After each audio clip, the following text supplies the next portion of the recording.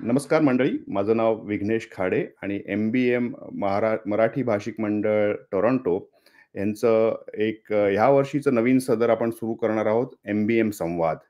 एम-बी-एम संवादमध्ये आपल्या टोरंटोमधील काही इंटरेस्टिंग व्यक्तींना आम्ही इथे बोलवणार आहोत आणि त्यांच्याशी त्यांचा प्रवास ज्याच्यामध्ये त्यांचा प्रोफेशनल प्रवास आहे किंवा त्यांचा भारतातून कॅनडातला प्रवास आहे, ह्याबद्दल आपण जाणून घेणार आहोत.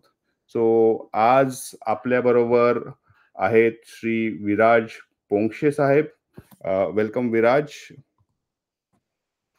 नमस्कार. नमस्कार. नमस्कार. विराज विराज सरांबद्दल बऱ्याच लोकांना टोरंटोमध्ये माहिती आहेच. पण जे काही नवीन लोक आहेत त्यांच्यासाठी मी तुम्हाला सांगू इच्छितो की विराज सर हे अति उत्तम कलाकार आहेत आणि कला म्हटलं की राईट त्याच्यामध्ये वेगवेगळ्या छटा असतात कलांच्या. सो मी तुम्हाला थोडी झलक दाखवणार आहे विराज सरांच्या कलेबद्दल आणि नंतर आपण त्यांना विचारूया की ही सुंदर चित्र जी त्यांनी बनवली आहेत ती त्यांनी कशी कल्पली आणि त्याच्या मागचं काय हेतू आहे. सो आता आपण थोडं त्यांच्या कलेकडे बघूया आणि मी तुम्हाला कला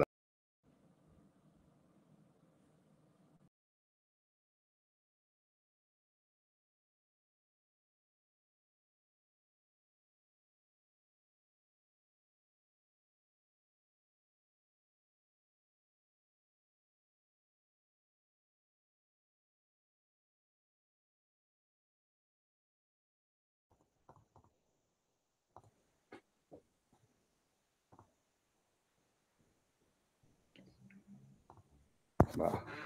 वाह! फार आनंद झाला हे बघून आणि मला तुम्हाला विचारायचं की ही जी तुमची कला शैली आहे विराज, राइट? या त्या कला शैलीला काय म्हणता? आणि म्हणजे आपले कलेचे वेगवेगळे प्रकार आहेत, तर हे कुठच्या प्रकारामध्ये मोडतं? त्याबद्दल तुम्ही काही सांगू शकाल का? Okay. So first and foremost thank you. आज मला इथे बोलवलात आपण आणि it's it's quite an honour actually, की आज सगळ्यांबरोबर मला बोलता येतंय आणि माझे विचार पण मला मांडता येतायत. तर बेसिकली माझी जी ही आर्ट स्टाईल आहे त्याला मी झॅप इन्फ्युजन हे नाव ठेवलंय. Zap infusion is basically art of evolution म्हणून ते basically I I I do all my work under that त्या त्या कॅटेगरीमध्ये जातं ते. आर्टचे असे बरेचसे प्रकार आहेत आणि म्हणजे ऑलमोस्ट प्रत्येक आर्टिस्टची त्याची आपापली एक स्टाईल असते. तर माझी ही जी स्टाईल आहे हे मी बेसिकली फ्युजन वर्क करतो आणि व्हेन आय से फ्युजन ते आयदर मीडियामधलं फ्युजन असू शकतं किंवा कॉन्सेप्ट्समधले फ्युजन असू शकतं किंवा बरेचदा मी इंडियन फिलॉसॉफी आणि ग्रीक फिलॉसॉफी किंवा मायथॉलॉजी जे काही असेल त्याचं पण मी फ्युजन करतो. सो एक एक ब्रॉड अम्ब्रेला मी ठेवलेला आहे, की बाबा फ्युजन जेव्हा तुम्ही म्हणता मी त्याच्याखाली जे काही मला अंडरस्टँड होतं ते मी युजुअली त्याच्याखाली टाकतो ते. आय वुड म्हणजे मी एक एक अजून 2 स्टेप मागे जातो आता बेसिकली, की माझी ॲक्चुअली जी बॅकग्राऊंड आहे, ती आहे मी ॲक्चुअली आहे ॲडव्हर्टायझिंगचा स्टुडंट आणि ॲडव्हर्टायझिंग प्रोफेशनल आहे मी इथे. मी क्रिएटिव्ह डायरेक्टर म्हणून मोठमोठ्या ॲड एजन्सीजमध्ये काम केलेलं आहे वर्ल्ड वाईड बऱ्याचशा एजन्सीजमध्ये. त्यामुळे माझ्या ह्याच्यामध्ये असं झालंय, की ॲडव्हर्टायझिंगमध्ये जे काही आपण करतो ते युजुअली त्याचा काहीतरी अर्थ असायला लागतो. बिकॉज वर्ड्स आणि व्हिज्युअल हे दोन्ही जेव्हा एकत्र येतात, तेव्हाच ॲडव्हर्टायझिंग बनतं. आणि त्यामुळे होतं काय, की त्या वर्ड्सनाही मीनिंग असायला हवं असतं आणि त्या इमेजलाही मीनिंग असायला लागतं. त्याच्याशिवाय ते पूर्ण ॲडव्हर्टायझिंग होत नाही. आता मी जेव्हा आर्टमध्ये आलो, like that is what we call as commercial art आणि हे जे मी करतोय ते आहे फाईन आर्ट.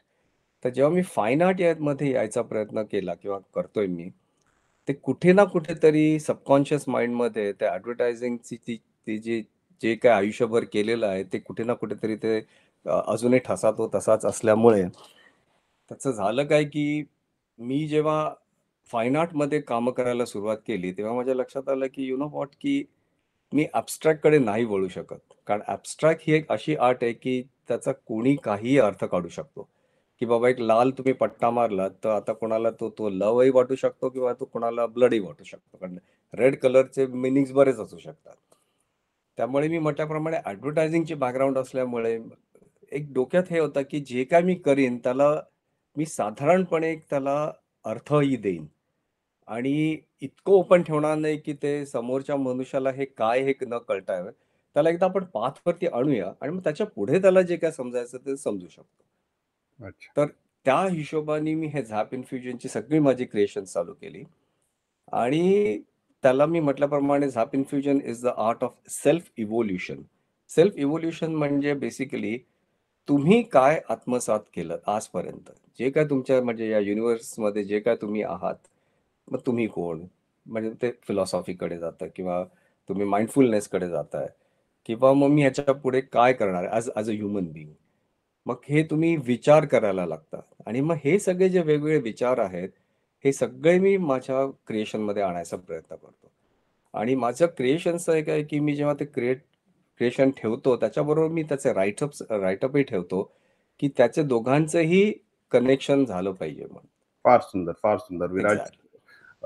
मला राइट, मी जे आपण दर्शकांना पहिले काही तुमची चित्र जी दाखवली त्याच्यातला जे घोड्याचं चित्र आहे किंवा जे उडणारे पक्षी पाण्याखाली किंवा खालच्या स्तराला आणि अ, अ, जे जे मासे आहेत राईट ते ते आकाशात आहेत. या. आकाशात आहेत राईट. सो मला एक आधीच एक मला सांगा की मला मला स्वतःला माहिती आहे की तुमची बरीचशी चित्र राईट महाराष्ट्रापासनं अमेरिकेपासनं किंवा कॅनडामध्ये किंवा युरोपमध्येही वेगवेगळ्या ठिकाणी त्यांचं प्रदर्शन झालंय. सो थोडंसं त्याबद्दल तुम्ही सांगितलं तर राईट आम्हाला ऐकायला आवडेल. या. सो बेसिकली झालं काय, की मी कॅनडामध्ये 2012 मध्ये आम्ही आलो इथे सेटल व्हायला आणि आल्यानंतर डायरेक्टली मी ॲड एजन्सीज जॉइन केली इथे. पण मल्टीकल्चरल ॲड एजन्सी. पण एक लक्षात यायला लागलं, की over a period of time may be, की कमर्शियल आर्ट हा जो कॉन्सेप्ट आहे, जो ॲडव्हर्टायझिंगशी निगडीत आहे, ह्याच्यामध्ये जे काही तुम्ही करताय, हे तुम्ही ॲक्चुअली क्लायंटसाठी करताय. जर क्लायंट चांगल्या मूडमध्ये असेल, तर तुमची आयडिया त्या दिवशी चांगली झाली. म्हणजे तुम्ही 12, 15, 16 आयडियाज कितीही दिल्या त्याच्यानंतर तरीसुद्धा. आणि जर तो क्लायंट जर बायकोशी भांडून आला असेल, तर त्या दिवशी तुमचं काही खरं नाही. कारण कितीही आयडिया चांगल्या असेल, तरी that will just go down the trash. त्यामुळे हे की लक्षात आलं, की यू नो व्हॉट, की हे सगळं शेवटी कमर्शियल आर्ट जे आहे, हे तुम्ही कोणासाठी तरी करताय. कोणासाठी तरी म्हणजे तो क्लायंट आहे म्हणा किंवा मार्केटिंग डिपार्टमेंट आहे किंवा सेल्स डिपार्टमेंट ज्याचे काय त्यांच्यासाठी हे तुम्ही सगळं करताय.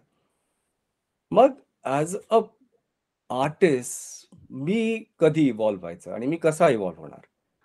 म्हणून मी ॲडव्हर्टायझिंग चालू असतानाच मी सायमल्टेनियसली ह्या फाईन आर्ट्समध्ये सुद्धा माझा काहीतरी वेगळा एक करायचा प्रयत्न केला.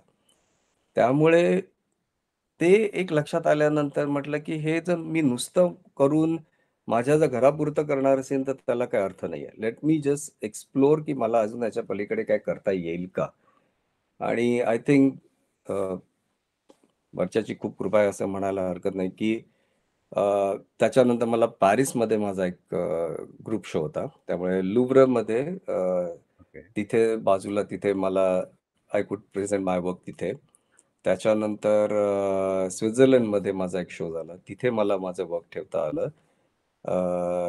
त्याच्यानंतर यूएसमध्ये झालेले आहे. टोरंटोमध्ये एक आर्टिस्ट प्रोजेक्ट म्हणून एक प्रचंड मोठा एक इथे एक्झिबिशन असतं एक्झिबिशन हॉलमध्ये. तर तिथे मला माझं वर्क ठेवता आलं आणि ऑनलाईनमध्ये बरचसं माझ्या वर्क मी बऱ्याच ठिकाणी माझं वर्क केलेलं आहे. आणि इथे इव्हन आपल्या क्वीन्स पार्कमध्ये डग फोर्ड यांच्याकडे आपले जे प्रीमियर आहेत त्यांच्याकडे तिथे पण एक काम आहे तिथे त्यांनी तिथे सुंदर, ठेवलेलं आहे सुंदर, क्वीन्स सुंदर. पार्कमध्ये. किंवा इंडिया जर म्हणायचं झालं तर तिथे बऱ्याचशा पॉलिटिशियन्सकडे आहेत. आता नावं घेत नाही पण बॉलिवूड बऱ्याचशा स्टार्सकडे आहेत किंवा तिकडचे जे कॉर्पोरेट हाऊसेस आहेत त्यांच्याकडे. तर बेसिकली एक ही वेगळी आर्ट असल्यामुळे अ, एक एक युनिक कॅटेगरी म्हणून मला तिथे ते माझी कामं मला दाखवता येतात. फार त्यामुळे सुंदर, this far is this is what is been happening. या. फार सुंदर. सो मला एक तुम्हाला विचारायचं आहे, की जो मध्यमवर्गीय मराठी एक विचार करण्याची जी पद्धत आहे, की बाबा डॉक्टर व्हा किंवा इंजिनिअर व्हा किंवा लॉयर व्हा किंवा आर्ट्समध्ये गेला तरी कुठेतरी नोकरी करा, राइट? असं एक आपलं लहानपणी एक बाळकडू आपल्याला मिळतं. सो ते म्हणजे जसं तुम्ही म्हणालात, तसं तुम्ही सुरुवात तर केलेली आहे.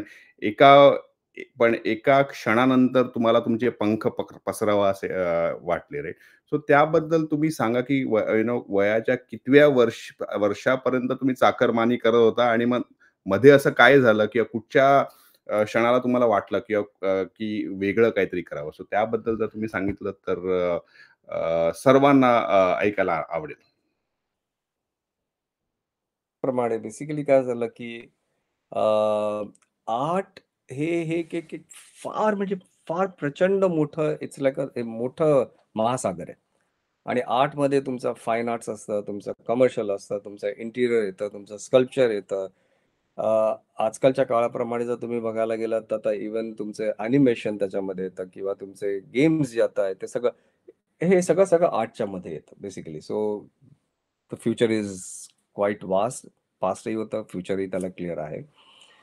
तर सांगण्याचा माझा मुद्दा हा आहे त्याच्यामध्ये, की म्हणजे एक मला अजूनही आठवत आहे म्हणजे मी जेव्हा जे स्कूल ऑफ आर्ट्समध्ये जॉइन करायचं ठरवलं, that was way back in 82-83 च्या वेळची गोष्ट आहे. तर त्याच्या आधी मी कॉमर्समध्ये ॲडमिशन, कारण तेव्हा इफ यू रिमेंबर त्या काळामध्ये बेसिकली आयदर तुम्ही डॉक्टर तरी होऊ शकायचात किंवा इंजिनिअर तरी किंवा वकील तरी किंवा तुम्ही अकाउंट्समध्ये जाऊन तुमचं सी-ए किंवा हे. मग आपल्याला ॲब्सोल्युटली चॅनलाइज होत्या याच्या पलीकडे काय आम्हाला माहीत नव्हतं. त्यामुळे मी इव्हन कॉमर्सचं कॉलेज 2 आठवडे जॉइन केलं. बरं. त्याच्यामध्ये मी जे-जेला माझी टेस्ट पण देऊन आलो होतो इंटरव्ह्यूची. आणि तिथे मला ॲडमिशन मिळाली जे-जेला, म्हणून मी परत कॉमर्सच्या कॉलेजमध्ये आलो आणि त्यांना सांगायला, की बेसिकली आता मला तिथे मिळाली आहे, so I would like to तिकडे मला जायचं आहे. तर मी त्या कॉलेजच्या रजिस्ट्रार ऑफिसमध्ये होतो आणि तिथे त्यांचे ते प्रिन्सिपल आले आणि त्यांनी माझ्याकडे बघितलं आणि त्यांनी सांगितलं, की "हां, पोंक्षे?" म्हटलं, "हो." "काय आमचं कॉलेज सोडताय?" म्हटलं, "हो." "काय, कुठे?" म्हटलं, "नाही, मी जे-जे जॉइन करतोय, जे-जे स्कूल ऑफ आर्ट्स." तर त्या गृहस्थांनी माझ्याकडे असं अगदी असं ह्यानी बघितलं, की "अच्छा, अच्छा म्हणजे तुम्ही झोळी घेऊन हिंडणार तर?" म्हटलं, "वॉव! बापरे! हे हे म्हणजे जरा म्हणजे थोडं कुठेतरी गडबड पण झाली, की अरे, आपण करतोय ते बरोबर करतोय का आपण चुकीचं करतोय का काय म्हणजे आय वॉज डेफिनेटली एक्स्पेक्टिंग की ते मला म्हणतील, की "बाबा रे ठीक आहे, जिथे जाता तिथे बी हॅपी." पण हे जरा मला जरा म्हटलं ठीक आहे, जे आहे ते आहे. आणि मग मी जे-जेमध्ये गेलो. मग माझे ते 5 वर्षाचा पूर्ण माझा डिग्री कोर्स होता. त्यामुळे आमची सेकंड बॅच होती डिग्रीची. ह्याच्या आधी सगळे डिप्लोमाच होता. त्यामुळे ते सुरू झालं आणि साधारण झालं काय, की मला वाटतं मी 3rd इयरला का 4th इयरला असताना अचानक आपल्याकडे एकदम एक वेगळं रूप यायला लागलं ॲडव्हर्टायझिंगचं आणि ते म्हणजे बेसिकली आपल्या ह्याच्यामध्ये स्टार प्लस आलं तेव्हा.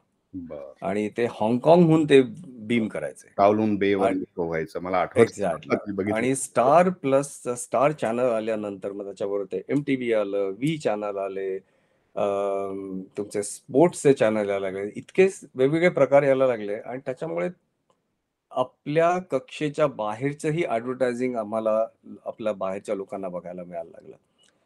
त्यामुळे मी जॉइन करताना जे स्कूल ऑफ आर्ट्सला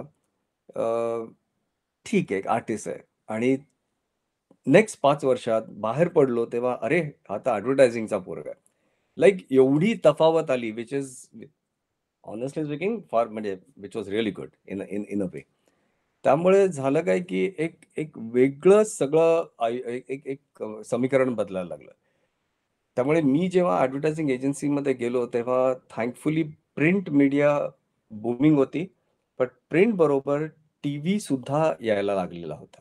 बरं. त्यामुळे टीव्हीच्या ॲड्समध्ये काम करायला म्हणजे बऱ्याचशा कंपनीज बरोबर मला तेवढा चान्स मिळाला. Like Air India, Sunsilk, close up,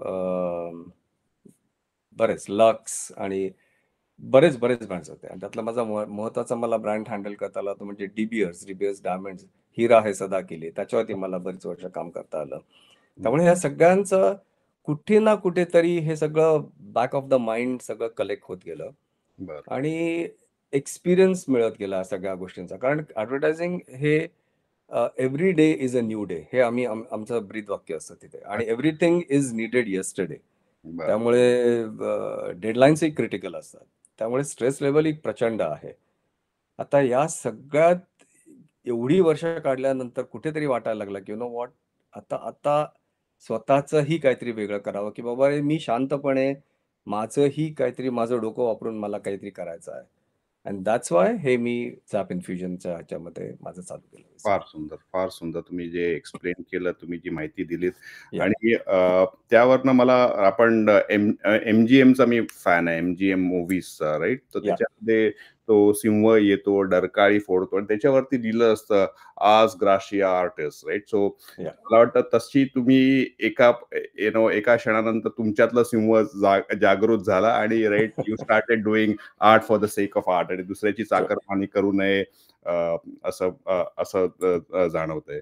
दुसरं मला एक विचारायचं होतं, की आपण भारतात म्हणजे ज्या पद्धतीच्या दूरदर्शनवर किंवा स्टारवर किंवा झीवर ॲडव्हर्टायजेस राइट बघितल्या आहेत किंवा इव्हन अजून बघतो आणि आपण जे यूएस मार्केटमध्ये किंवा नॉर्थ अमेरिका मार्केट, कॅनडा मार्केटमध्ये जे आपण ॲडव्हर्टाइजमेंट बघतो, सो त्याची तुम्ही थोडीशी तुलना करू शकाल का? की बाबा किती डेप्थ आहे किंवा किती एक्सपान्स आहे? थोडंसं म्हणजे ऑनेस्टली सांगायचं झालं ना, तर इंडियन ॲडव्हर्टायझिंग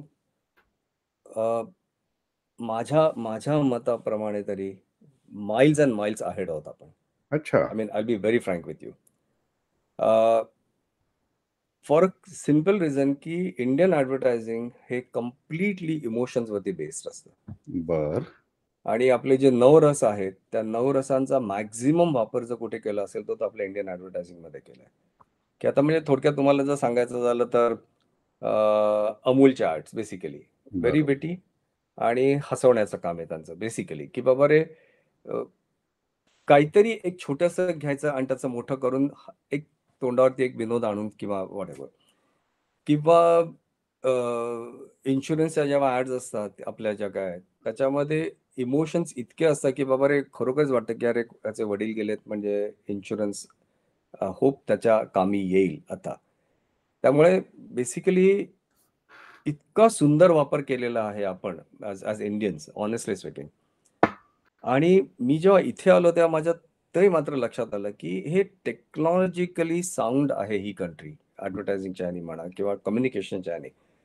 पण इमोशन्सचा तेवढा वापर नाहीये. यू विल हॅव युजुअली तुम्ही टीव्ही जर चालू केला तर you will have usually one presenter coming आणि तो तुम्हाला फक्त सांगतो, की हे झालं, हे झालं आणि त्यासाठी ही गोळी घ्या किंवा हे करा.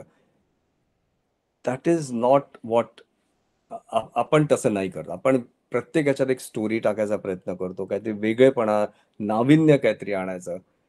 अ, कारण माझी ॲड रिमेंबर झाली पाहिजे, हे माझ्याकडे जे एक कॉन्सेप्ट आहेत, ते इथे मला तसे नाही दिसले. आता ऑफ गोष्टी बऱ्याचशा बदलतायत कारण lot of immigrants are coming here. त्यांनाही आता त्यांचं एक जुनं काहीतरी बघण्याची सवय असल्यामुळे थोडा कल बदलायला लागलेला आहे इथे. हे मी डेफिनेटली सांगतो, की things are changing here also.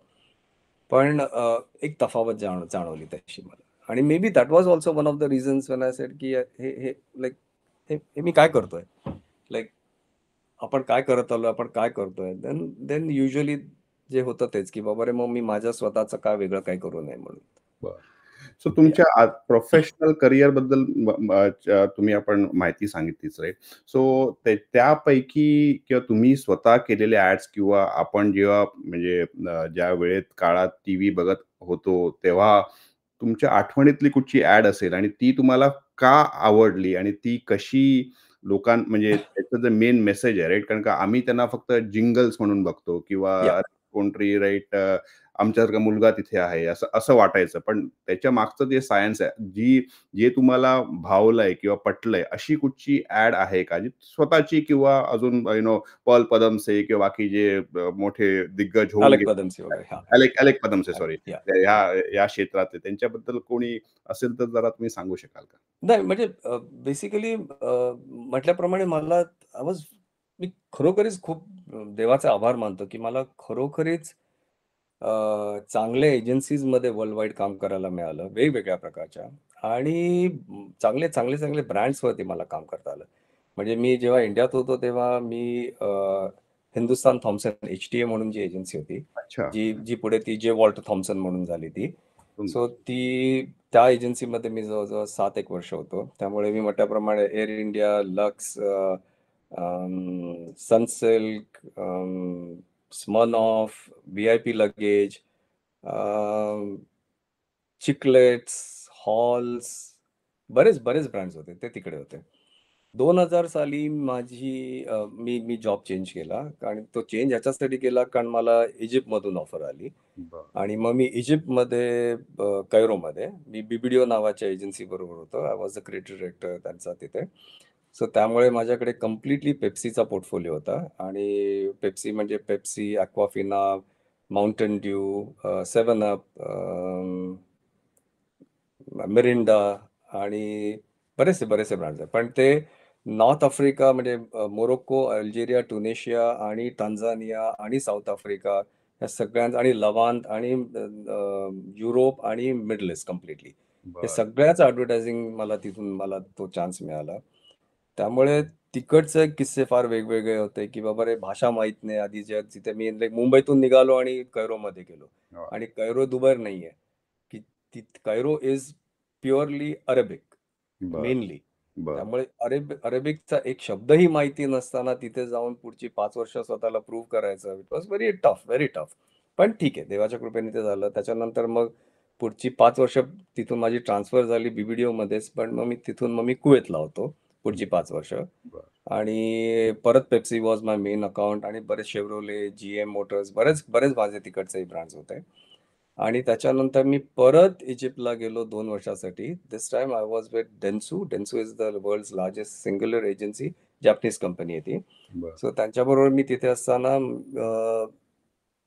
मला कोका कोलावरती बरचसं काम करता आलं, पण CSR वरती.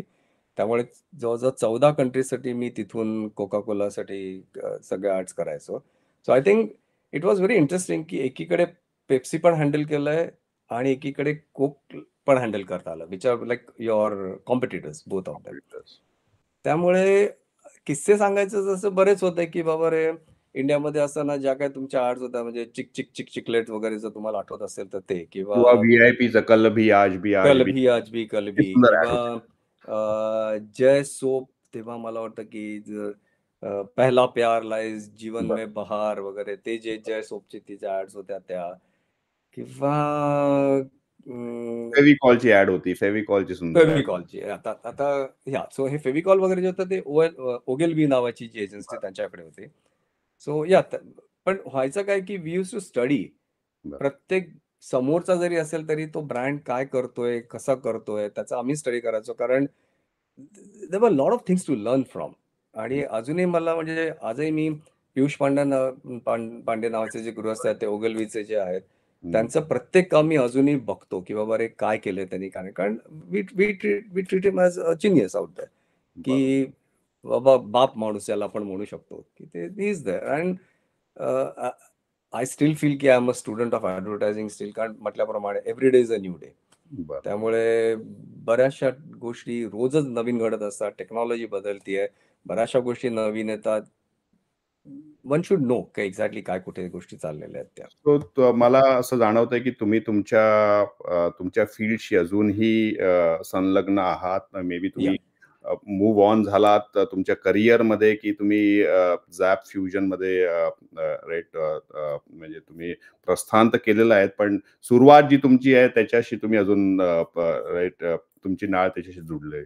सो या. आपल्या दर्शकांसाठी तुमची काही वेबसाईट किंवा तुम्हाला कॉन्टॅक्ट जर करायचा असेल, तर त्याबद्दल थोडीशी माहिती देऊ शकाल का? जरूर, जरूर. तर बेसिकली म्हटल्याप्रमाणे, की माझं जे काम आहे ते सगळं फ्युजनचं आहे. आपण स्टार्टिंगला पण आधी मला वाटतं काहीतरी थोडेसे इमेजेस बघितले होते. त्याच्यामध्ये तुमच्या आता लक्षात म्हणजे ते घोड्यांचं जे होतं ते बेसिकली. हं. So I don't know whether you can put it up over here again? Yeah. Yes, मी प्रयत्न ओके. मी अ,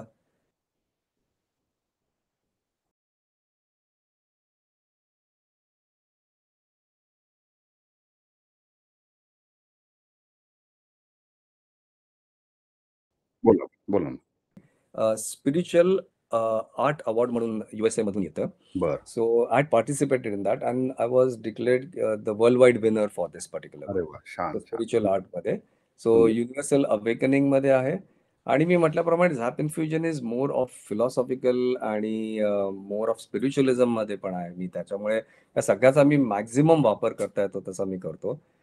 त्यामुळे हे फोटोग्राफी, ग्राफिक या कॅटेगरीमध्ये हे पर्टिक्युलर होतं. आणि त्याच्या सेंटरमध्ये जर तुम्ही ते बघितलं डोक्याच्या वरती जे आहे ते, त्याच्यामध्ये मी आपल्या इंडियन यंत्रांचा पण वापर केलेला आहे. बरं. मी म्हटल्याप्रमाणे तंत्रज्ञानाच्या की मंत्रापैकी त्या तो एक एक्झॅक्टली, की बाबा त्या ट्रायंगलचा अर्थ काय, स्क्वेअरचा अर्थ काय, सर्कलचा अर्थ काय बेसिकली. आणि बरं. ती बाई जर खाली बघितलं तर she is in a very typical yoga मुद्रामध्ये आहे. पण ताडासन बघायला हो गेलं ना, ताडासनमध्येच आहे ती. एक्झॅक्टली. आणि पण बघायला गेलं तर त्यातला मागे विंग्स वगैरे किंवा ह्याच्याप्रमाणे ते थोडंसं वेस्टर्न हे पण आहे. एंजल त्यामुळे त्यामुळे हे दोन्ही याचं फ्युजन आहे, की बाबा ईस्ट सुंदर, सुंदर. मीट्स वेस्टचा कॉन्सेप्ट आहे ह्याच्यामध्ये. आणि that's why it's called as universal awakening. त्याच्यानंतरचं जे इमेज आहे हे, हे फ्लाइट ऑफ फॅन्टसी. तर हे प्युअर फ्युजन वर्क आहे. बेसिकली वरती बघा मगाशी तुम्ही जे म्हणाल त्याप्रमाणे, की पाण्यामध्ये बर्ड्स आहेत आणि आकाशामध्ये पक्षी आहेत. त्याचा बरं, कॉन्सेप्ट व्हेरी बेसिकली कारण ही जी फुल सीरीज आहे that is called as the illusion series. आणि इल्युजन बरं. म्हणजे हे जग माया आहे. आपले जे 5 आपले तत्व म्हणजे आपले जे तत्व जे आपल्या हाताचे पंचभूत आहेत आहेत, म्हणायचे, पंचभूत. व्हॉट हं, एव्हर सेन्सेस बेसिकली. हं, हं. त्याच्या पलीकडे it's very rare that our mind goes beyond that. Correct. त्याच्यासाठी तुम्हाला तुमचा सिक्स्थ सेन्स ओपन करावा लागतो. आणि माझं असं म्हणणं आहे, की आपण म्हणतो, की बाबा रे पक्षी आकाशात आहेत आणि अ, अ, हे मासे पाण्यामध्ये आहेत. But who knows? हे ॲक्चुअली या विश्वाच्या पलीकडे जर आपण जायचं म्हटलं, तर आपण मे बी ॲब्सोल्युटली उलटं असू शकेल. Actually you never know. हे जे आकाश म्हणतो ते ॲक्चुअली पाणी असू शकेल. Who knows beyond that.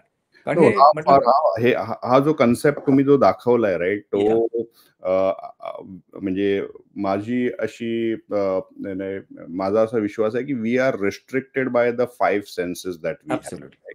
आणि ह्या हे जे तुम्ही पक्षी दाखवले त्याचंच उदाहरण द्यायचं तर राइट आपल्याला माहिती आहे, की आपलेच कनेडियन लुनीज साऊथला जातात विंटरमध्ये आणि नॉर्थला येतात राइट. या कारण त्याच्या मागचं आहे, की त्यांना ग्रॅव्हिटीचा, मॅग्नेटिक फील्ड्सचा त्यांना एक सेन्स आहे आणि ट्रू. जे आपण आफ्रिकेच्या जंगलामधनं आपले जेव्हा वंशज आले पहिले, पूर्वज जेव्हा आले, तेव्हा त्यांची ती गरज निघून गेली. त्याच्यामुळे त्यांना ती स्किल डेव्हलप करण्याची काही गरज भासली नाही. व्हेअरएज या पक्ष्यांना त्यांच्या right to keep their lifeline on right त्यांचं जीवनसत्व ऑन चालू राहण्यासाठी त्यांनी ते सेन्सेस पकडून ठेवले. So right. म्हणजे हे जे तुम्ही उदाहरण दाखवलंय, पक्षी उलटे उडतायत किंवा या, या. पक्षींना काही वेगळं सेन्स करता येतंय, ते it is much appreciated. Thank you so right, right, right. So हा त्याच्यामागचा हा मेन कॉन्सेप्ट होता. सुंदर, सुंदर. या पुढे आणि जाऊ? या शुअर. हां. तर वी वर टॉकिंग अबाउट दिस हे सप्तअश्व जे आहे ते. आता हे जे सप्तअश्व आहेत हे बेसिकली हे 7 घोडे आहेत. पण ते basically if I am not mistaken हे सुख, शांती, समाधान, संपत्ती, सेहत आणि अजून हे 2 व्हॉटएव्हर. सो हे हे हे ते सप्तअश्व आहेत. बरं. आणि हा हा जो कॉन्सेप्ट आहे हा वास्तू आणि फेंग शुई या दोघांचा मेळ करून केलेलं हे क्रिएशन आहे. सुंदर.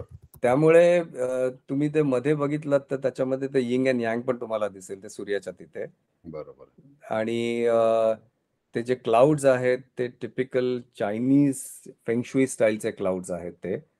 आणि वास्तूप्रमाणे सप्तअश्व जर तुमच्या घरात येत असतील, तर ते तुमच्या घरात ते पॉझिटिव्ह एनर्जी घेऊन येतात.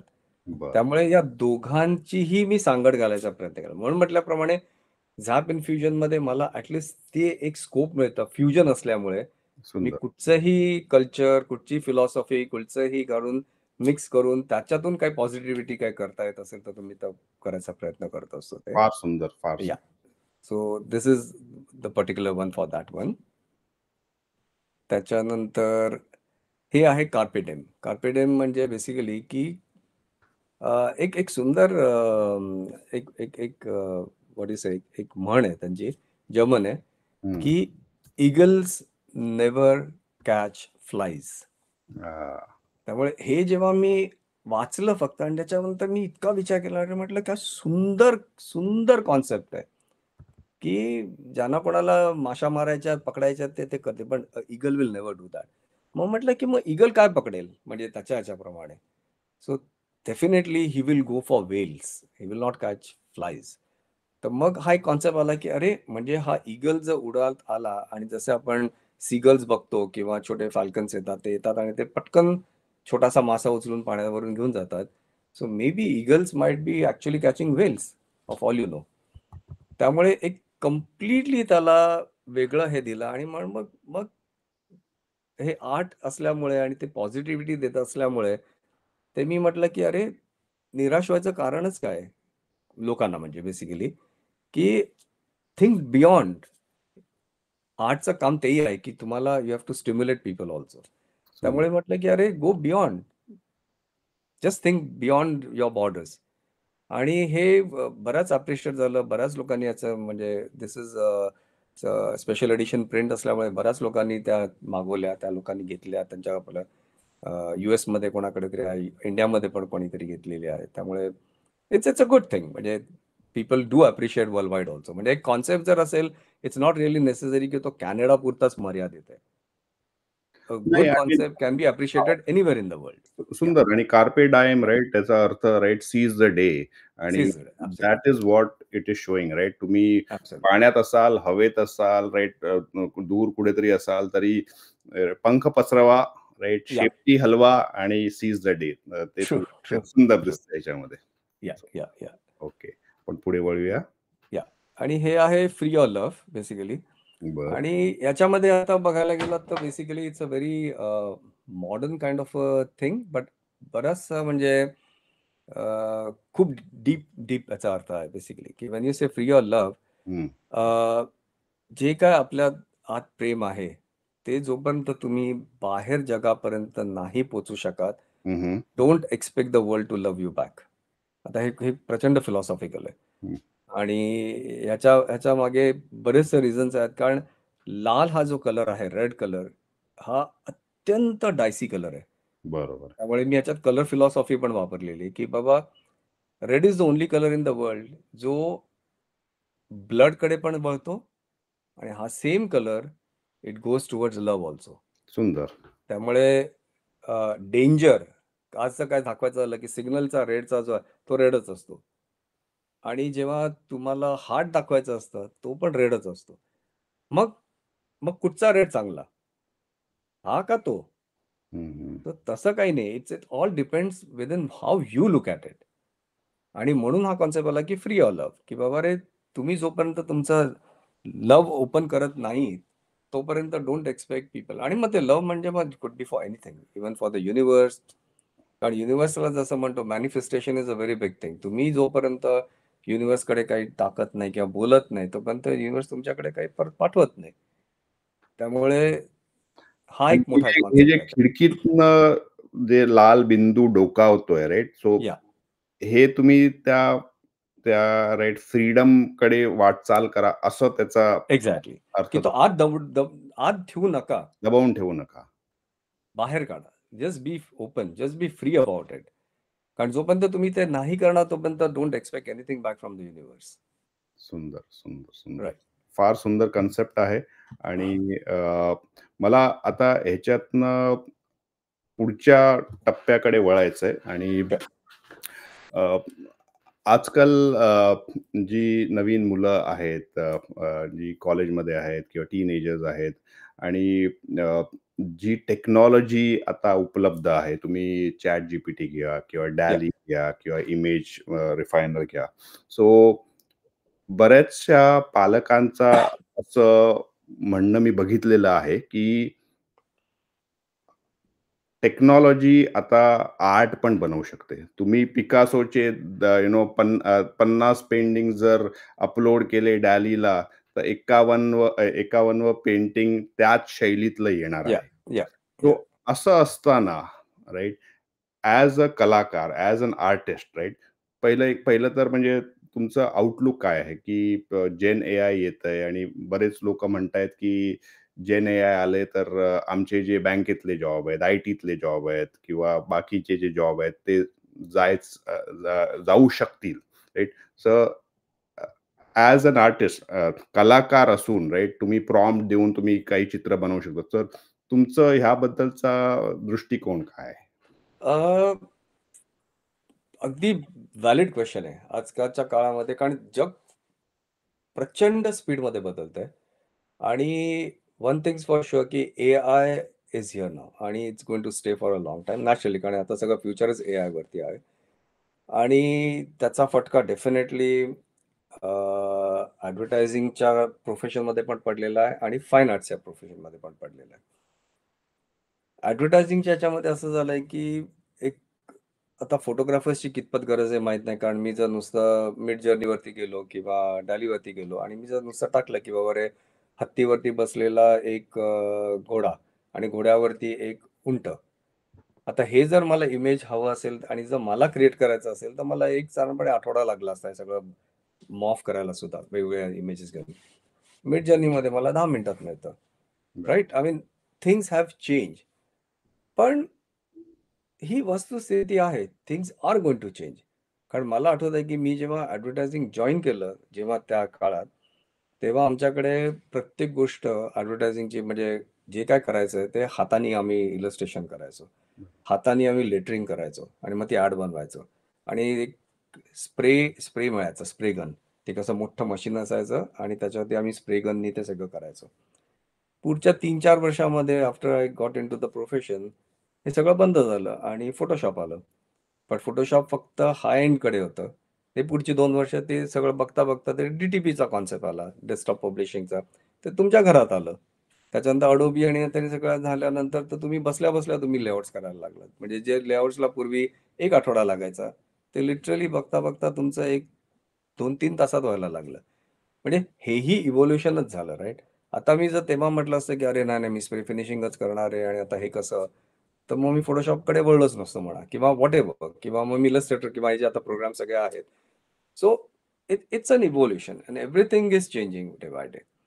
कमिंग बॅक टू आता तुमचा जो प्रश्न आहे, की बाबा एआयनी पुढे काय होणार आहे? तर basically exactly what has been happening it's going to happen, की बाबा रे AI will take certain expertise from certain people. पण जर तुम्ही स्मार्टली ते वापर केलात, तर you can use the AI as a tool. त्यामुळे जर मला इमेज पाहिजे आणि मला जर एवढं शोधायचं नाहीये माझ्या ह्याच्यामध्ये, तर एआय आहे, तर मी त्याचं पटकन करू शकतो. जर मला कॉपी पटकन लिहायची आहे आणि जर मला I need the proper text for that, I should be okay with going to ChatGPT and pick it up from there or work around that. एक मात्र आहे, की जरी तुम्ही म्हणालात, की मिड जर्नी म्हणा किंवा DALL-Eवरती इमेजेस आहे. लेट्स नॉट फॉरगेट, की त्याच्यामागे स्टिल एक ब्रेन लागणार आहे. सुंदर. त्याला आपण क्रिएटिव्ह ब्रेन म्हणतो, राइट? ChatGPTला प्रॉम्प्ट द्यावं लागणार. पण ते प्रॉम्प्ट कोण देणार? ते मशीन तर देऊ शकत नाही आत्ता तरी. So you have to be smart enough. तुम्हाला क्रिएटिव्ह व्हायलाच पाहिजे तेवढं. तरच तुम्ही ते प्रॉम्प्ट देऊ शकाल. त्यामुळे आधी ती तुमच्या डोक्यात आयडिया तर आली पाहिजे किंवा तुम्ही पेन्सिलवरती ते तुम्ही तुमच्या पेपरवरती ते करायला तर पाहिजे. बेस्ड ऑन दॅट मग तुम्ही म्हणाल ना, की बाबा रे मला ही इमेज पाहिजे. त्यामुळे कॉन्सेप्ट्स आणि आयडियाज आणि creative thinking, I personally feel that will never go out of fashion or out of circulation also. त्यामुळे हा जो एक अँगल आहे, हा पण विसरता कामा नये, की एक शेवटी ह्युमन बीइंग्स म्हणून आपण काहीतरी घेऊन आलेलो आहोत आणि we have to use it. Let not the machines come in the picture to use that. आणि म्हटल्याप्रमाणे इमोशन्स इज समथिंग. आता इमोशन हा जो कॉन्सेप्ट आहे हा मशीन नाही देऊ शकत तुम्हाला अजून तरी. बरोबर. तर तुम्हालाच अनुभव करायला पाहिजे. आणि as an artist you only have to feel it. आणि ह्याचाच तुम्ही वापर तुमच्या आर्टमध्ये करणार. मग तर नृत्य असू शकतं किंवा गायन असू शकतं किंवा तुमचं ड्रॉइंग, पेंटिंग म्हणा. म्हणजे yes, machine will try to do something, but there is something that humans will also have to do. Have I been doing it. Right? तर हे जे नवीन स्टुडंट्स किंवा जे काय असेल, मी म्हणेन की this this it's it's part of life. हे इव्हॉल्व्ह होणारच आहे त्या गोष्टी. पण आर्टला basically I don't think so there is art मरणार नाही हे फॉर शुअर आहे. कारण आपण केव्ह पेंटिंग्स पण बघितले आणि we are now seeing this also. त्यामुळे art has been evolving from time to time to time. त्यामुळे आता फक्त की मशीन्स करायला लागतील. पण ठीक आहे, there would be some path ahead moving ahead. आणि आता मला वाटतं की एआय इतकं फॅन्सी आत्ता नवीन आलेलं आहे. त्यामुळे wait and watch is going to be the name of the game. सुंदर, सुंदर. आपले विचार ऐकून फार आनंद झाला. बघता, बघता, बोलता, बोलता जवळ-जवळ अर्धा तास तर निघूनच हो, गेला बापरे! आणि ओके. बरेच प्रश्न आहेत, राइट? बऱ्याच प्रश्नमंजुषा माझ्या डोक्यात आहेत. पण अ, अ, टोरंटोमध्ये आपण सगळे राहतो. सगळे घड्याळाच्या काट्याने मुंबईसारखे किंवा या, या. पुण्यासारखे धावत असतात. त्याच्यामुळे आजची चर्चा आपण इथेच थांबवूया. अ, नक्की. आपण इथे आलात त्याच्याबद्दल आपले फार धन्यवाद आणि थँक यू आपल्याला व्हेरी मच. तुम्हाला पुढच्या प्रवासासाठी शुभेच्छा. Thank you, thank you. I am really thank आणि बोला. सॉरी या, बोला. Thank you very much. आणि कोणालाही काय माझं काम वेगळं काही बघायचं असेल, लाइक उत्सुकता असते, की बाबा रे ह्याच्यापेक्षा काय अजून वेगळं, तर you can just go to my website virajpongshe.com. तिथे तुम्हाला बऱ्याचशा गोष्टी दिसतील आणि feel free to get in touch with me any time. Absolutely. I am a open person. I can discuss lot of things. Should not be a problem. Yeah. Thank you. But thank you. Thanks a lot.